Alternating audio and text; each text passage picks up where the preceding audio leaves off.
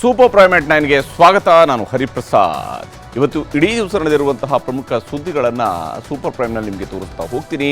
ಅದಕ್ಕಿಂತ ಮುಂಚಿತವಾಗಿ ಹೆಡ್ಲೈನ್ಸ್ ನೋಡೋಣ.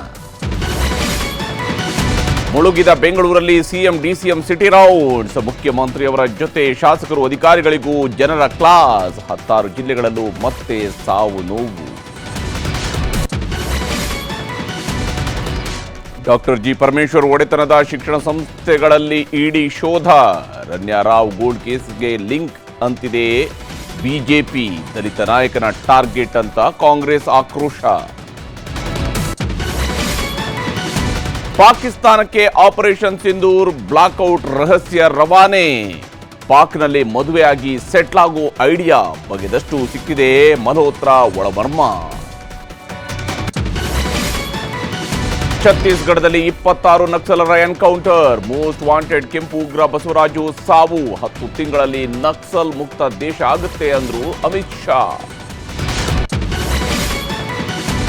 ಕನ್ನಡತಿಗೆ ಪ್ರತಿಷ್ಠಿತ ಬೂಕರ್ ಪ್ರಶಸ್ತಿಯ ಗೌರವ. ಭಾನು ಮುಷ್ತಾಕ್ ಮನೆಯಲ್ಲಿ ಸಂಭ್ರಮವೋ ಸಂಭ್ರಮ. ಹೆಮ್ಮೆಯ ಕನ್ನಡತಿಗೆ ಶುಭಾಶಯಗಳ ಮಹಾಪೂರ.